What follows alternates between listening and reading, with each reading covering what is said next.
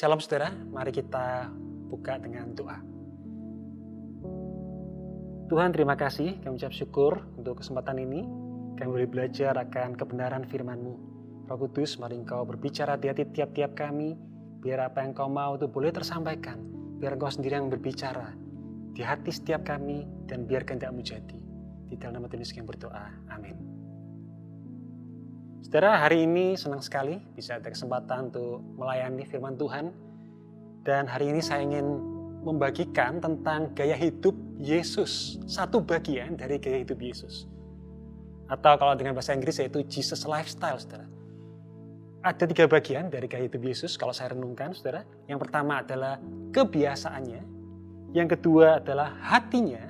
Dan yang ketiga adalah metodenya, saudara. Kebiasaan Yesus adalah berdoa, lalu hatinya adalah belas kasihan. Dan metodenya ini yang menarik, saudara. Metodenya Yesus adalah justru dia tidak punya metode yang tetap, saudara. Saya sebut di sini metodenya Yesus adalah kebergantungan atau dependensi. Di kesempatan ini, saya ingin mengajak kita untuk sama-sama belajar lebih dalam tentang metode dari Yesus, saudara. Untuk kebiasaannya dan hatinya, kebiasaannya berdoa, hatinya belas kasihan. Mungkin di kesempatan yang lain, saudara. Tapi di kesempatan ini kita akan lihat lebih dalam tentang metode dari Yesus, yaitu kebergantungan atau dependensi, saudara. Mari kita lihat ayatnya di Yohanes 5 ayat 19. Yohanes 5 ayat 19. Maka Yesus menjawab mereka, katanya, "Aku berkata kepadamu, sesungguhnya anak tidak dapat mengerjakan sesuatu dari dirinya sendiri, jikalau tidak ia melihat Bapa mengerjakannya. Sebab apa yang dikerjakan Bapa, itu juga yang dikerjakan anak." Saudara, kalau kita lihat di sini dikatakan, "Aku berkata kepadamu, sesungguhnya anak tidak dapat mengerjakan sesuatu dari dirinya sendiri." Jadi Yesus memberikan teladan di sini, saudara, bahwa dia katakan anak tidak dapat mengerjakan sesuatu dari dirinya sendiri jikalau tidak ia melihat Bapa mengerjakannya. Sebab apa yang dikerjakan Bapa itu juga yang dikerjakan anak. Saudara, dari sini kita lihat bahwa Yesus itu punya kebergantungan yang kuat ke Bapa. Yesus memberikan teladan bahwa dalam pekerjaannya di bumi ini, Yesus itu bergantung penuh. Masih ada banyak ayat lainnya, saudara. Kita akan lihat nanti. Dan Yesus berkali-kali mengatakan bagaimana dia itu bergantung kepada Bapa. Saudara, kalau Yesus sudah memberikan teladan untuk bergantung, maka tentu saja kita juga harus, saudara, memiliki sikap seperti ini. Kita juga harus punya dependensi, punya kebergantungan.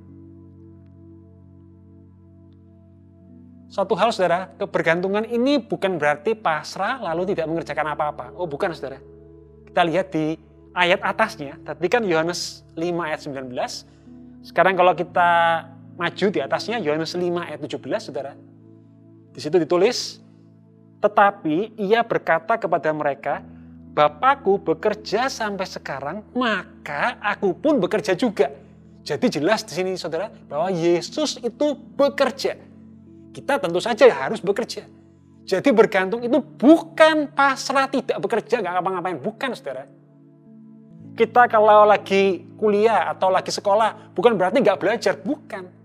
Kita kalau lagi bekerja, saudara, bukan berarti kita itu terus tidak ngapa-ngapain. Enggak, saudara.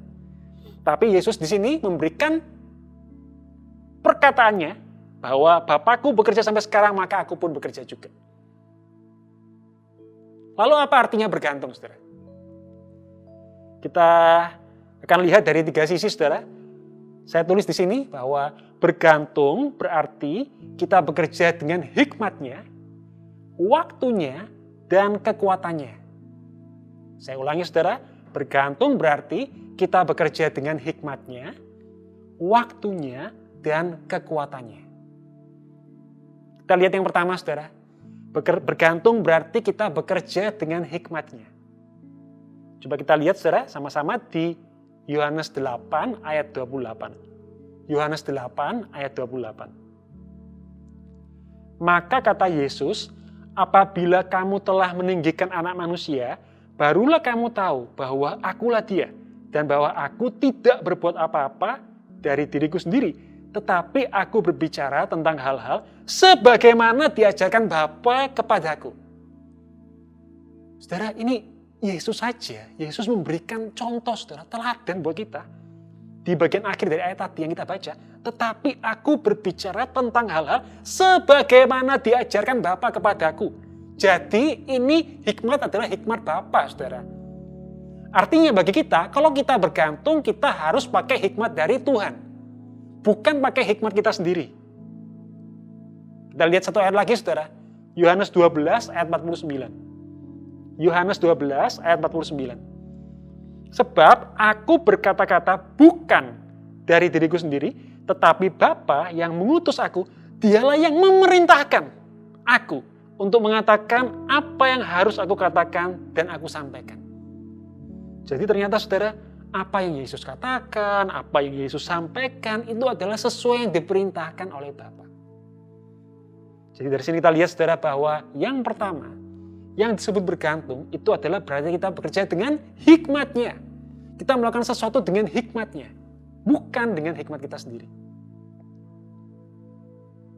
Yang kedua, saudara, bergantung berarti kita bekerja dengan waktunya. Mari kita lihat, saudara, ayatnya di Efesus 5, ayat 15 sampai 17. Efesus 5, ayat 15 sampai 17. Karena itu, perhatikanlah dengan saksama bagaimana kamu hidup. Janganlah seperti orang bebal, tetapi seperti orang arif. Dan pergunakanlah waktu yang ada, karena hari-hari ini adalah jahat. Sebab itu, janganlah kamu bodoh, tetapi usahakanlah supaya kamu mengerti kehendak Tuhan. Saudara, di sini di ayat 16 ada tertulis, dan pergunakanlah waktu yang ada.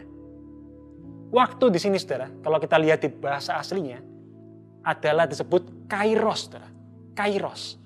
Kairos ini adalah waktu Tuhan, yaitu momen yang tepat, saudara. Waktu yang tepat. Kalau di terjemahan lain disebut sebagai kesempatan, saudara. Saya bacakan dari terjemahan bahasa Indonesia sehari-hari. Bahasa Indonesia sehari-hari. Efesus 5 ayat 16 bunyinya, gunakanlah sebaik-baiknya setiap kesempatan yang ada padamu. Karena masa ini adalah masa yang jahat. Jadi saudara, waktu yang tadi itu, di Efesus 5 ayat 16 berbicara tentang kesempatan. Waktu Tuhan. Momen yang tepat, saudara, untuk melakukan sesuatu. Kalau kita bergantung, berarti kita melakukan sesuatu sesuai waktunya Tuhan. Sesuai kairosnya. Sesuai momennya, saudara. Meskipun kita punya niatan, sesuatu yang baik, saudara, tindakannya itu baik. Tapi kalau waktunya salah, tidak tepat, tetap tidak menghasilkan sesuatu yang maksimal, saudara. Jadi waktu yang tepat ini penting, kairos, saudara. Ini kalau kita bergantung, saudara, kita akan bekerja sesuai dengan waktunya. Caranya gimana, saudara? Kalau kita lihat di ayat 17 yang tadi, sebab itu janganlah kamu bodoh, tetapi usahakanlah supaya kamu mengerti kehendak Tuhan. Ternyata kalau kita ingin supaya bisa mempergunakan setiap kesempatan yang ada dengan sebaik-baiknya, kairos yang ada dengan baik, saudara. Kuncinya di ayat 17 dikatakan, janganlah kamu bodoh, tapi usahakanlah supaya kamu mengerti kehendak Tuhan. Kembali lagi ke bergantung, saudara. Kita harus tahu kehendak Tuhan. Kehendak Tuhan sekarang itu apa? Di waktu ini apa? Apakah ini waktu yang tepat? Kalau kita tahu, saudara, baru kita bisa mempergunakan waktu yang ada. Kairos yang ada, saudara. Jadi kembali lagi ke bergantung. Saudara, ini bisa kita terapkan di pelayanan, di pekerjaan, di setiap bidang kehidupan kita, saudara. Kita perlu bisa mengetahui waktu, saudara. Momen yang tepat, saudara. Kalau kita bisa melakukan ini, kita lihat ke belakang, saudara. Kita tuh takjub, kagum. Loh kok bisa ya? Semuanya itu serba pas, saudara. Itu kairos, waktu yang tepat. Waktu Tuhan, saudara. Jadi sekali lagi kita harus bergantung kepada Tuhan. Mengerti kehendaknya. Supaya kita tahu waktunya, kairosnya. Dan yang ketiga, saudara, bergantung berarti kita bekerja dengan kekuatannya. Kita lihat ayatnya, saudara, di 2 Korintus 4 ayat 7. Tetapi harta ini kami punyai dalam bejana tanah liat, supaya nyata bahwa kekuatan yang melimpah-limpah itu berasal dari Allah, bukan dari diri kami. Jadi di sini Rasul Paulus, saudara, mengatakan bahwa dirinya sendiri itu cuma seperti bejana tanah liat, saudara. Tanah liat itu rapuh, mudah pecah, kalau jatuh pecah. Tapi meskipun kita ini tidak punya kekuatan yang besar, saudara, tapi di dalam kita itu ada kekuatan yang melimpah-limpah. Dari mana? Dari Allah, bukan dari diri kita. Di ayat bawahnya, ayat 8 mengatakan, dalam segala hal kami ditindas, namun tidak terjepit. Loh, kok bisa? Ya itu karena ada kekuatan Tuhan. Kami habis akal namun tidak putus asa. Ayat 9, kami dianiaya namun tidak ditinggalkan sendirian. Kami dihempaskan namun tidak binasa.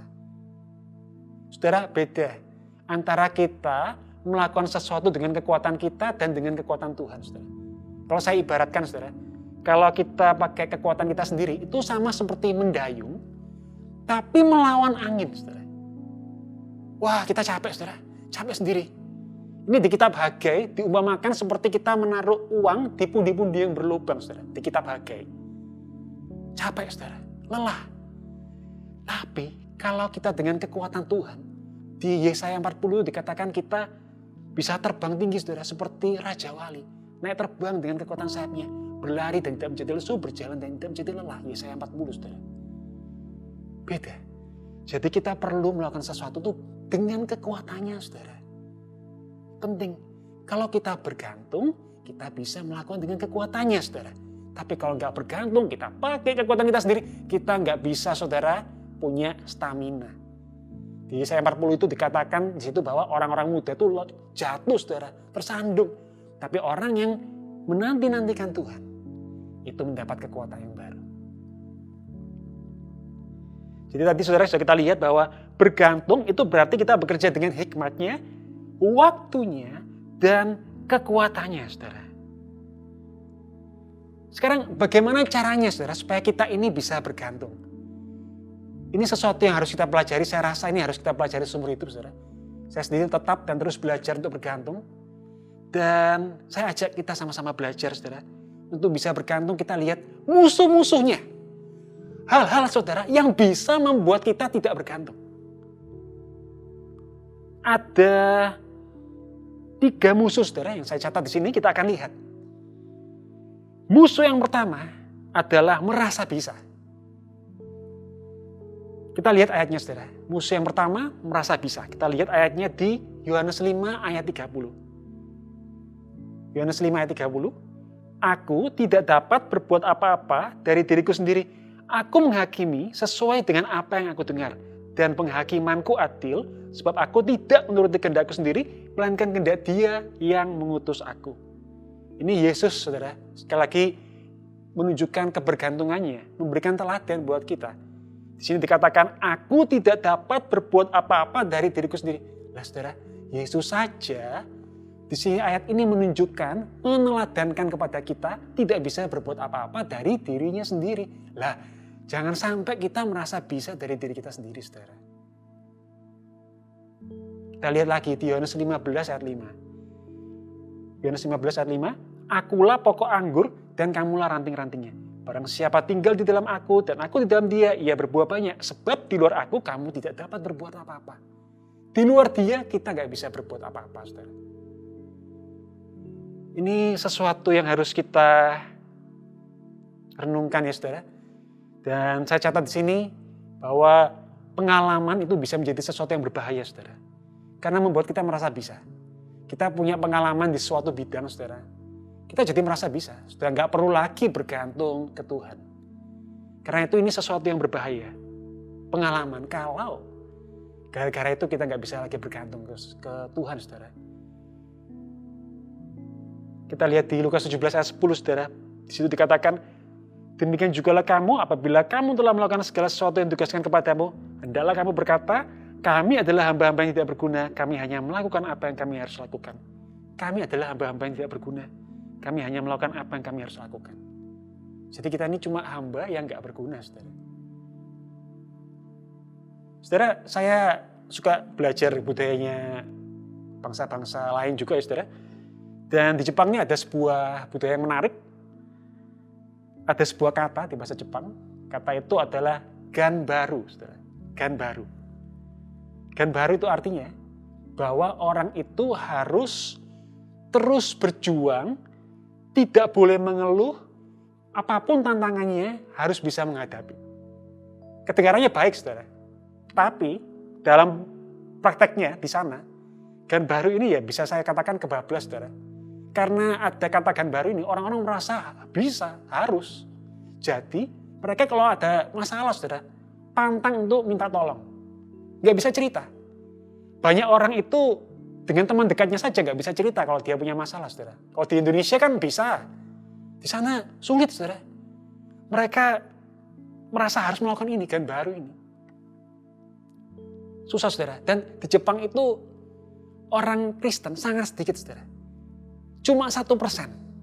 Bahkan nggak sampai, saudara. Kenapa kok bisa seperti itu? Padahal di sana nggak ada penganiayaan, pemerintahnya membebaskan, saudara. Alasannya salah satunya karena mereka itu merasa bisa, saudara. Jadi konsep juru selamat itu sesuatu yang asing, nggak masuk di pikiran mereka.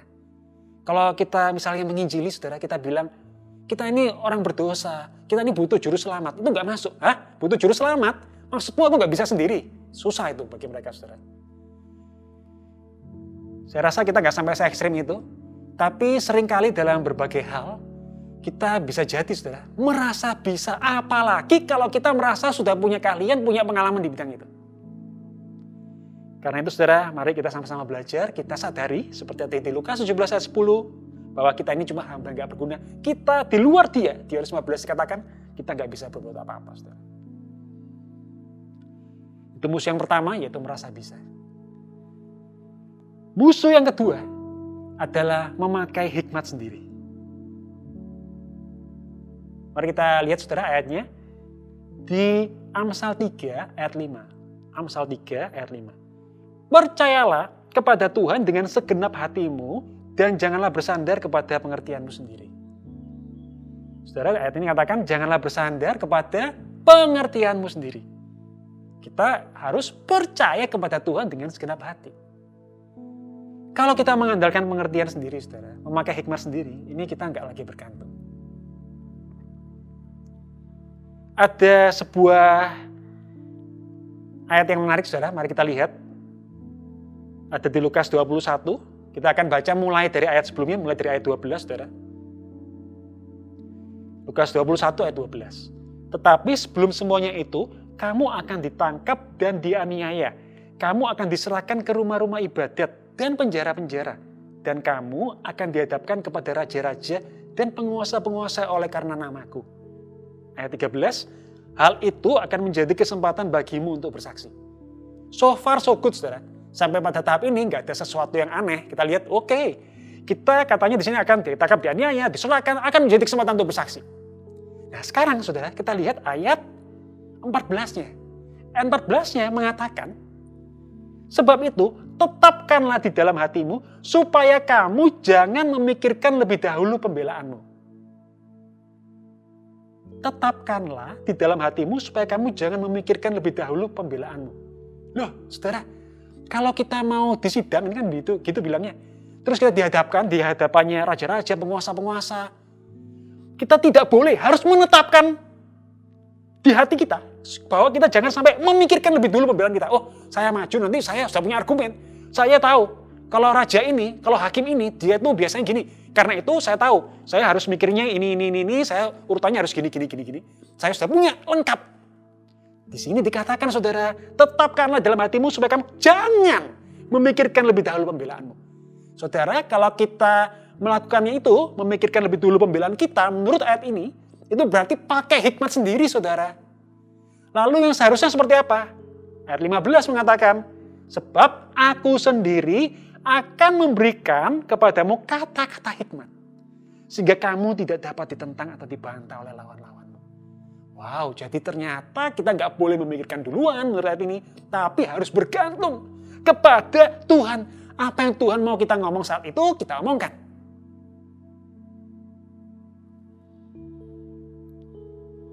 Ada contoh yang baik, saudara, yaitu Stefanus. Kalau kita lihat kisahnya Stefanus di Kisah Rasul 6. Kisah Rasul 6, saya bacakan mulai ayat 8. Dan Stefanus yang penuh dengan karunia dan kuasa mengadakan mujizat-mujizat dan tanda-tanda di antara orang banyak. Ayat 9. Tetapi tampillah beberapa orang dari jemaat Yahudi yang disebut jemaat orang Libertini. Anggota-anggota jemaat itu adalah orang-orang dari Kirene dan dari Alexandria, bersama dengan beberapa orang Yahudi dari Kilikia dan dari Asia. Orang-orang itu bersoal jawab dengan Stefanus. Berdebat, saudara. Ayat 10. Tetapi mereka tidak sanggup melawan hikmatnya dan roh yang mendorong dia berbicara. Tetapi mereka tidak sanggup melawan hikmatnya dan roh yang mendorong dia berbicara. Saudara, di bahasa Indonesia ini terjemahnya agak kurang tepat, saudara. Karena di situ ditulis tidak sanggup melawan hikmatnya. Hikmatnya. Kesannya seolah-olah Stefanus pakai hikmatnya dia sendiri. Tapi saudara, kalau kita lihat di terjemahan aslinya, ternyata itu nggak ada, nyanya itu nggak ada, saudara. Jadi itu adalah hikmatnya Roh Kudus. Hikmat dari Roh Kudus, bukan Stefanus. Saya bacakan dari Amplified Bible, saudara. Amplified, Kisah Rasul 6 ayat 10. But they were not able to successfully withstand and cope with the wisdom and the intelligence and the power and inspiration of the Spirit by whom he was speaking. Ternyata, saudara, ini adalah hikmat dan kepandaian dari Roh Kudus yang olehnya Stefanus berbicara. Wow, jadi Stefanus tidak pakai hikmatnya sendiri, tidak pakai kepandaiannya sendiri. Dia ngomong itu, saudara, pakai hikmatnya, kepandaiannya Roh Kudus. Karena itu, dikatakan bahwa orang-orang itu mereka tidak sanggup melawan, saudara. Saudara, ini nggak mudah, saudara. Karena kalau kita punya kebiasaan, saudara, untuk banyak berpikir ya, saudara, untuk merencanakan ini itu sendiri, saudara. Wah, susah, saudara, melakukan ini. Kita cenderung pakai hikmat sendiri. Kita sudah menyiapkan, oh saya punya argumen-argumen ini. Tapi, saudara, tadi ayatnya bilang di Lukas 21, ayat 14, sebab itu tetapkanlah di dalam hatimu, supaya kamu jangan memikirkan lebih dahulu pembelaanmu. Ternyata kita harus bergantung, saudara, memakai hikmatnya Tuhan. Loh, apakah berarti saya nggak harus belajar kalau ujian? Jangan salah, saudara. Tetap kita harus lakukan bagian kita. Kita belajar, kita mempersiapkan diri, saudara. Tapi kita tidak memakai hikmat kita, saudara. Saya berikan ilustrasi, saudara. Di Efesus 6 dikatakan bahwa firman Tuhan itu pedang. Itu ada pedang roh, saudara. Itu ada di Efesus 6 ayat 17 bunyinya. Dan terimalah ketopong keselamatan dan pedang roh, yaitu firman Allah. Saudara, kalau saya ibaratkan pikiran kita, ini seperti gudang, saudara. Gudang senjata. Kalau kita nggak belajar, saudara. Dalam konteks ini kan firman ya, saudara. Jadi nggak belajar firman Tuhan, nggak baca Alkitab, nggak merenungkan firman. Berarti gudang senjata kita, pikiran kita itu kosong, saudara. Nggak ada pedangnya, nggak ada tombaknya. Nggak ada apa-apa, saudara. Ya pedang lah, di sini dikatakan pedang roh, nggak ada pedang apapun, saudara. Jadi, kita ini perlu untuk memasukkan pedang-pedang ke dalam pikiran kita. Pedang roh, saudara. Itu bagian kita. Tapi, waktu kita menghadapi sebuah situasi, saudara, pedang manakah yang paling tepat untuk situasi itu? Nah, itu tugas Roh Kudus, saudara. Roh Kudus akan mengambil satu pedang dari dalam gudang pikiran kita. Yang paling tepat untuk situasi itu. Lalu akan muncul, saudara, firman itu, ayat itu. Jadi kita harus memasukkan di pikiran kita. Nanti Roh Kudus akan memakai pedang yang paling tepat. Yang nggak boleh adalah, yang tadi dikatakan di Lukas 21 ayat 14, saudara, tetapkanlah dalam hatimu supaya kamu jangan memikirkan lebih dahulu pembelaanmu. Yang nggak boleh itu bukan memasukkan pedang ke pikiran kita, saudara. Itu harus. Itu bagian kita. Yang nggak boleh adalah kita mikir sendiri. Oh, saya mau pakai pedang yang ini sama yang ini. Nah, itu kita jadi pakai hikmat sendiri, saudara. Saya harap kita bisa membedakan, saudara. Jadi yang memilih yang mana itu Roh Kudus. Roh Kudus akan mengaitkan semua, saudara. Memberikan insight, pemahaman yang baru, yang nggak pernah terpikirkan, saudara. Itu hikmat Roh Kudus. Jadi sekali lagi bukan berarti kita nggak belajar, kita tidak memasukkan firman dan pengetahuan yang perlu, saudara, ke dalam pikiran kita. Enggak, bukan begitu, saudara. Tetap perlu. Tapi Roh Kudus akan memakai itu untuk sesuatu yang tidak terpikirkan, saudara. Yang kita nggak bisa, untuk bisa mendapatkan sendiri, saudara. Sesuatu yang baru, saudara. Dan sekarang kita akan masuk ke musuh yang ketiga, saudara. Musuh yang ketiga dan terakhir, saudara, adalah memetodekan. Tadi musuh yang pertama adalah merasa bisa, saudara. Musuh yang kedua adalah memakai hikmat sendiri. Dan musuh yang ketiga adalah memetodekan. Saudara, kalau kita lihat dalam pergerakan, sejarah pergerakan, biasanya sebuah pergerakan itu di awalnya bagus, saudara. Dalam sejarah gereja, saudara, sejarah pergerakan di dunia. Awalnya bagus, saudara. Ada sesuatu yang baru, saudara. Tapi berkali-kali selalu terjadi bahwa akhirnya pergerakan itu mengalami kemunduran, saudara. Akhirnya menjadi kering, menjadi stagnan. Kenapa? Salah satu alasannya, saudara, karena memetodekan. Sesuatu yang dulunya fresh, inspirasi dari Roh Kudus, saudara. Lalu karena jalan dengan baik, loh berhasil. Akhirnya disediakan metode, saudara. Nggak bergantung lagi. Kita pakai cara yang sama terus, diulang-ulang. Tapi kalau kita bergantung, saudara, kita tidak memetodekan. Kita belajar selalu mencari inspirasi dari Roh Kudus. Sesuatu yang baru dari Dia, saudara. Tidak memakai cara yang sudah ada. Tidak memakai metode, saudara. Kita bergantung terus. Kita lihat contoh dari Daud, saudara. Raja Daud. Dia memberikan contoh yang bagus, saudara, tentang kebergantungan. Kita lihat di 2 Samuel 5 ayat 18. Ketika orang Filistin itu datang dan memencar di lembah Refaim, bertanyalah Daud kepada Tuhan, apakah aku harus maju melawan orang Filistin itu? Akan kau serahkankah mereka ke dalam tanganku? Tuhan menjawab Daud, majulah, sebab aku pasti akan menyerahkan orang Filistin itu ke dalam tanganmu. Jadi saudara, ini ada orang Filistin datang memencar di lembah Refaim. Daud bertanya kepada Tuhan, apakah aku harus maju? Dan jawab Tuhan, majulah. Kita baca terusannya sekarang, saudara, ayat 20. Lalu datanglah Daud di Baal Perasim dan memukul mereka kalah di sana. Berkatalah ia, Tuhan telah menerobos musuhku di depanku seperti air menerobos. Sebab itu orang menamakan tempat itu Baal Perasim. Ayat 21, orang Filistin itu meninggalkan berhalanya di sana. Lalu Daud dan orang-orangnya mengangkatnya. Berarti sukses, saudara, berhasil. Tadi Daud berhasil untuk mengalahkan orang Filistin itu. Sekarang, kalau kita lihat di ayat 22 lanjutannya, ketika orang Filistin maju sekali lagi dan mengejar di lembah Refaim, saudara, ini terjadi kejadian yang sama persis, saudara. Orang Filistinnya maju dan memajunya juga sama-sama di lembah Refaim. Kalau kita mau metodekan, saudara, kita lihat pengalaman yang kemarin. Loh, berhasil. Kan saya maju aja orang Filistinnya kalah. Ya sudah, kali ini kita maju lagi. Itu metodekan, saudara. Tapi yang saya kagum dari Daud, dia tidak memetodekan. Apa yang dilakukan Daud? Ayat 23. Maka bertanyalah Daud kepada Tuhan. Wah, saudara, meskipun dia sudah berhasil dengan cara yang sebelumnya, kali ini menghadapi keadaan yang sama, dia tidak memetodekan, saudara. Enggak. Dia tanya ke Tuhan. Dia bergantung, saudara. Dan ia menjawab, ini Tuhan menjawab, saudara. Janganlah maju. Loh, tadi yang sebelumnya dikatakan majulah. Ternyata cara Tuhan kali ini beda, saudara. Janganlah maju. Wah, coba gak tanya, saudara. Coba tidak bergantung, kita pakai cara yang tadi, akhirnya majulah. Terbalik, saudara. Ternyata cara Tuhan kali ini justru janganlah maju. Wow, terbalik, saudara. Untung Daud ini tidak memetodekan, tapi dia bergantung. Lanjutannya, tetapi buatlah gerakan lingkaran sampai ke belakang mereka, sehingga engkau dapat menyerang mereka dari jurusan pohon-pohon kertau. Dan singkat cerita, saudara, akhirnya orang Filistin kalah lagi. Jadi kita lihat dari sini bahwa kita harus bergantung, saudara. Jangan memetodekan. Saudara, mari kita belajar untuk bergantung kepada Tuhan setiap waktu, saudara. Ini gak mudah, saya sendiri tetap dan terus belajar, saudara. Dan masih banyak kekurangan, saudara. Tapi mari kita sama-sama belajar untuk bergantung supaya benar-benar Tuhan bisa bekerja lewat kita. Ini adalah salah satu dari 3 gaya hidup Yesus tadi, saudara, yang saya sebutkan di awal.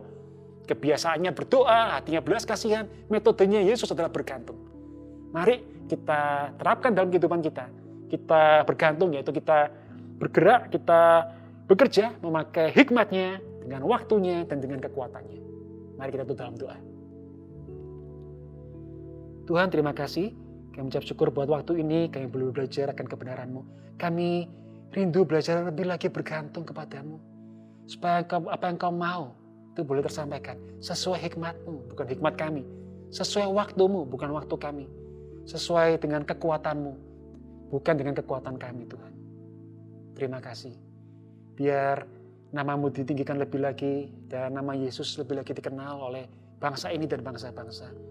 Terima kasih, mari Roh Kudus, Engkau berbicara terus di hati tiap-tiap kami. Di dalam nama Tuhan Yesus kami berdoa. Amin. Tuhan Yesus memberkati.